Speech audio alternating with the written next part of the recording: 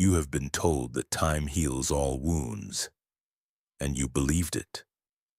So you waited. You gave it months. You gave it years. You kept moving, kept staying busy, kept telling yourself that eventually the pain would just quietly disappear on its own. But it didn't.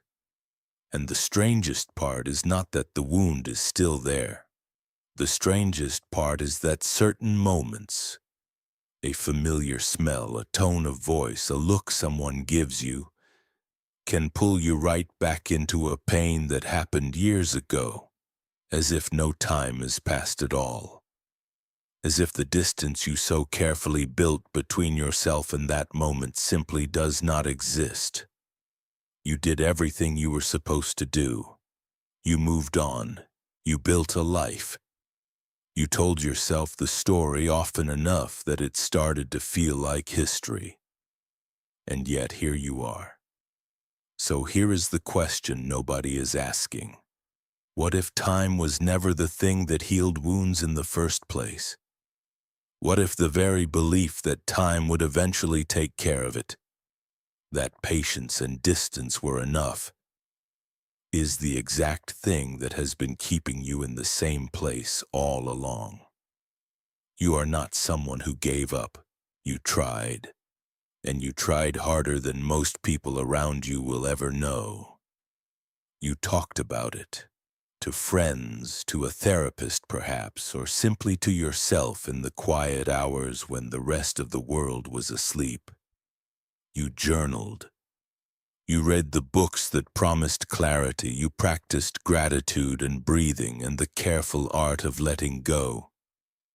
You told yourself the story of what happened so many times that it began to feel like someone else's memory.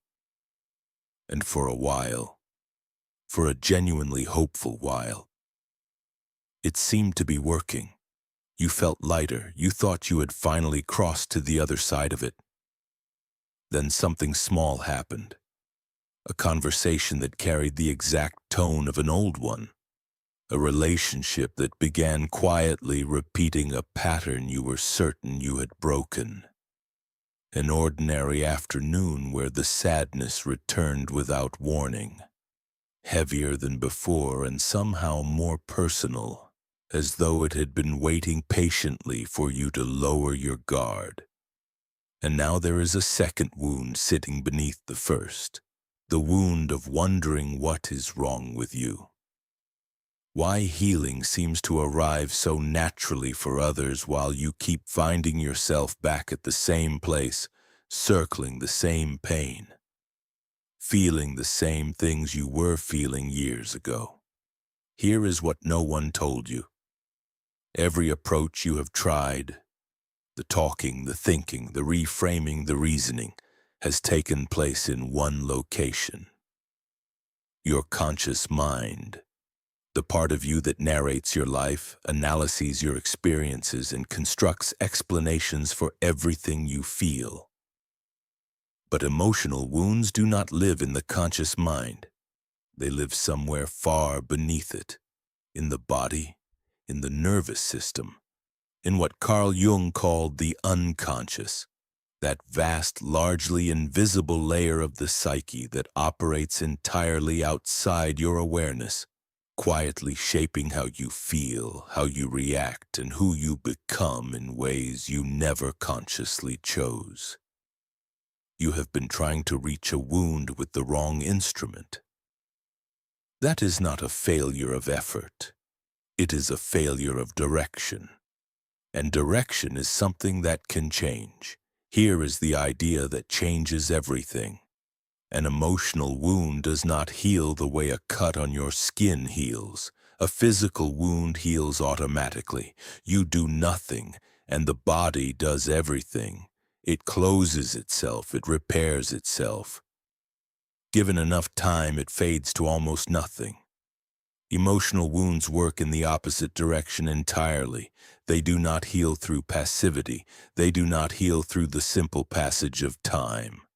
And they do not heal through understanding alone. No matter how deep or honest or hard-won that understanding is.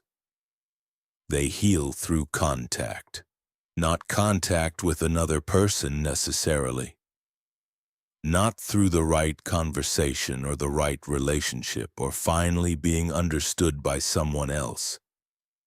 Contact with the wound itself, direct, unhurried, undefended contact with the thing inside you that has never been fully met. This is what most approaches to healing quietly avoid. They work around the pain rather than toward it. They reframe it, explain it, contextualize it, dilute it with positive thinking or bury it beneath productivity. And the wound, untouched, unwitnessed, never once directly approached, remains exactly where it has always been, preserved beneath the surface of your life like something that has been frozen rather than released. Jung spent decades mapping the interior world of the human psyche, and one of his most enduring observations was this: what we refuse to face does not disappear. It goes underground, into what he called the shadow, that deep, largely invisible layer of the self where everything we cannot bear to look at goes to live. Our shame, our unprocessed grief, our rage that had nowhere to go. We do not dissolve these things by turning away from them. We simply drive them deeper. And what lives deep enough eventually shapes everything above it. Your relationships, your reactions, your sense of who you are, without ever once being seen. Viktor Frankl arrived at something adjacent from a completely different direction. Surviving conditions that stripped everything else away, he noticed that it was not suffering itself that broke people. It was suffering without witness, pain that had no acknowledgement, no meaning, no one, including the person carrying it, willing to simply look at it directly. But pain that was truly seen, honestly and without flinching, began to shift in ways that hidden pain never could. This is the reframe. Healing is not the removal of pain. Healing is the restoration of an honest relationship with your pain. The wound you are carrying is not asking you to fix it. It is not asking you to understand it perfectly or explain it correctly or finally make peace with whoever caused it. It is asking you to stop running, to turn toward it, to sit with it long enough and honestly enough that it no longer needs to erupt into your life just to remind you it is still there. That single shift, from avoidance to approach, is the difference between a pain that controls your life silently from beneath everything you do, and a pain that gradually, genuinely, at its own pace, begins to release. There is a belief most people carry without ever examining it. The belief that your emotional wounds belong to the past, that they are events, things that happened back then in specific moments with specific people, and that healing means finding a way to travel back there somehow, to understand it correctly, to make sense of it, to finally forgive it and file it away where it can no longer reach you. But this is not how wounds actually work inside the body and mind. A wound from the past is not stored the way a memory is stored. It is not an image or a narrative sitting somewhere in your mind waiting to be reviewed. It is stored as a state, a physical, emotional, neurological state that gets reactivated in the present moment whenever something in your current environment resembles the original experience closely enough to trigger it. This is why you can understand something completely and still feel it viscerally in your chest, your throat, your stomach. The intellect has made its peace. The body has not received the message. The wound is not behind you, it is inside you. And it is alive in your present life right now, in the way you react to certain tones of voice, in the relationships you choose, in the moments where your response feels bigger than the situation seems to warrant. The past is not over. It is simply unresolved, and unresolved things have a way of finding the present. The second thing to understand cuts even deeper. When pain surfaces, the instinct is immediate and almost universal. Move away from it. Distract yourself. Stay busy. Fill the silence. Think about something, anything else. This feels like wisdom. It feels like protecting yourself from something that has already hurt you enough. And in a single moment it can be.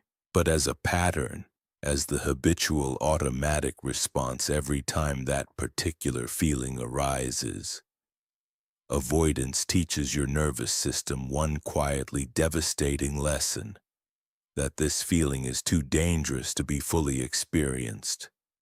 Every time you turn away from the wound, you send a signal to the deepest part of yourself that the pain is unbearable. And the wound does not become less sensitive with each avoidance. It becomes more easily triggered, more capable of flooding an ordinary moment with an intensity that seems completely disproportionate, more in control of your inner life than anything you have consciously chosen. Epictetus, who understood suffering not as a philosophical abstraction, but as the daily texture of a life lived in chains, taught that what disturbs us is never the event itself. It is our relationship to it. When you flee from pain, you are not escaping it. You are teaching yourself to fear it more deeply each time. And what you fear most deeply controls you most completely. But there is a third insight, and this is the one that takes the longest to fully accept. Inside the wound, beneath the grief, beneath the anger, beneath whatever shame has accumulated around it, there is something else, something that does not feel like pain at all, something that feels strangely like you. Jung described this as the gold in the shadow being that deep layer of the psyche where everything we cannot face or accept about ourselves goes to live, and the gold being his recognition that what we bury is not only what frightens us, but often what is most alive and most true in us. The wound did not form around nothing, it formed around something real. Something that mattered enormously to a version of you that did not yet have the safety or the language to protect it. When you finally approach that wound with patience rather than fear, when you stop trying to remove it and start trying to understand what it has been holding, what you find is not only pain, it is a quality of feeling, of depth, of self-knowledge that simply cannot be reached any other way. The wound has been keeping something for you, and it will only give it back when you are finally willing to stay. Everything explored so far has been about understanding. This is about something different. This is about what you actually do, not with your mind, but with your presence. The first practice is called the witness practice, and it begins not with action but with stillness.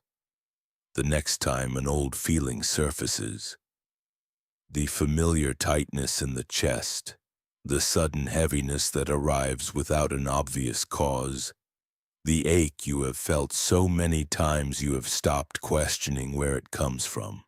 Do not immediately try to understand it.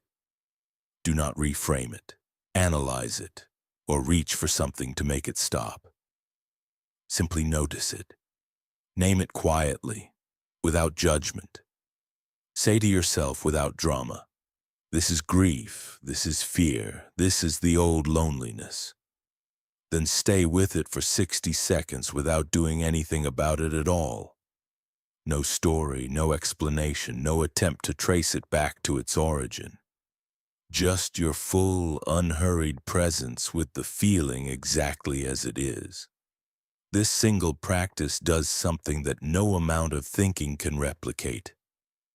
It teaches your nervous system, that deep, wordless part of you that has been bracing against this feeling for years, that the feeling is survivable, that you can be fully present with it without being destroyed by it.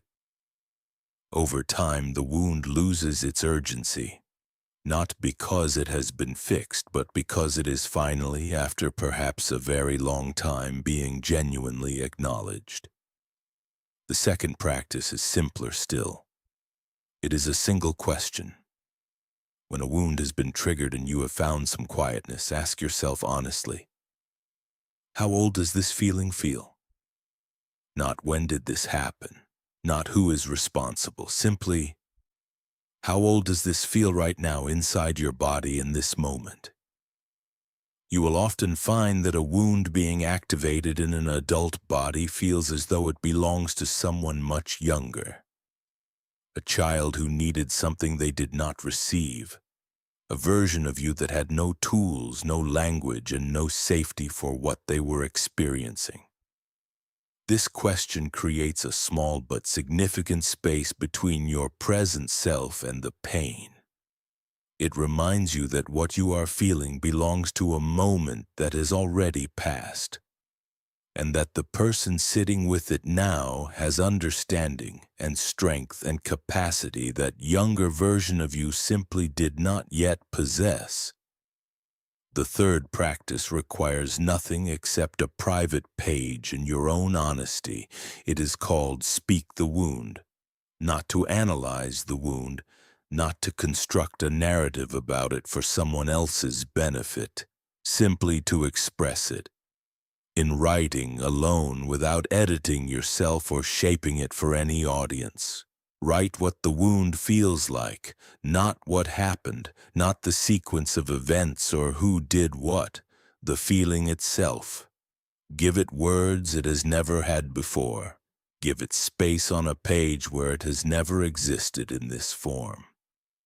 This act of expression moves something from the unconscious, that deep interior where unspoken things operate invisibly and shape everything above them, into the light of language where it can finally begin to shift.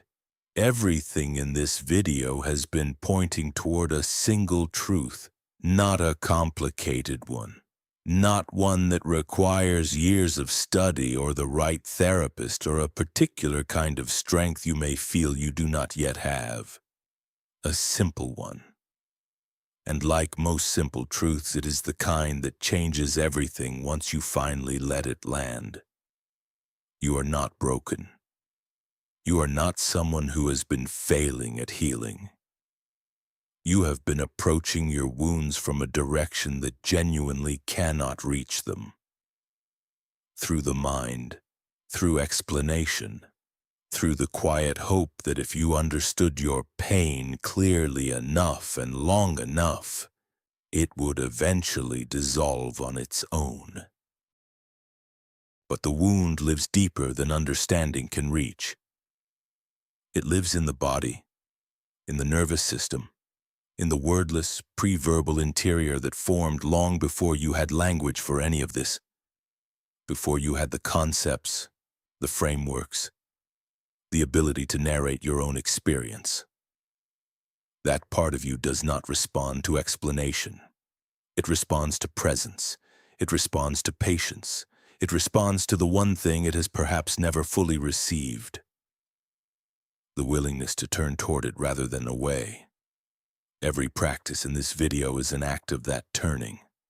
The witness practice, staying with the feeling without fleeing it. The origin question, creating space between who you are now and the younger version of you still carrying something they could not put down. Speaking the wound into language, moving what has lived in darkness into a place where it can finally be seen. Each one is a way of saying to the deepest and most unheard part of yourself, I see you.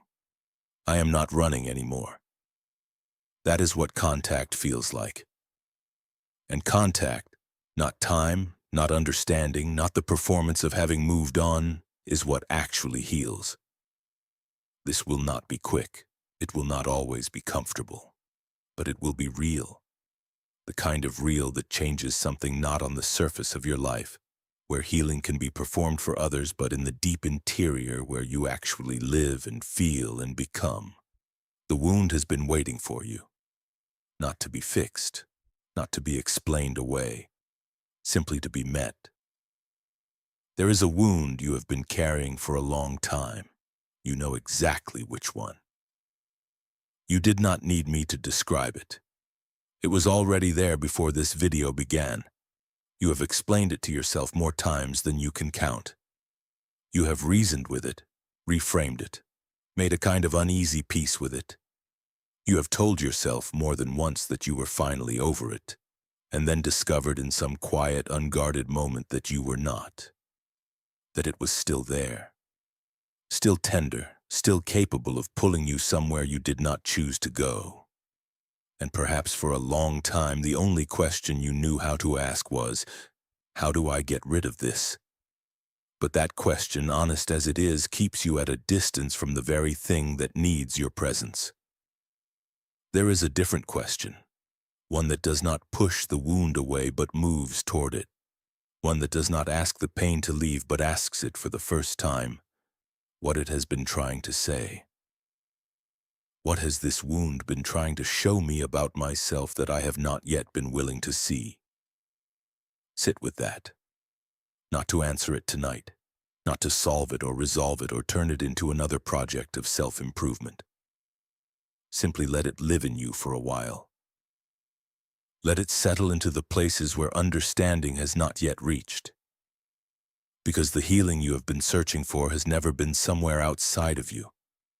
It was never in the right conversation, the right book, the right amount of time. It has been waiting in the very place you were most afraid to look.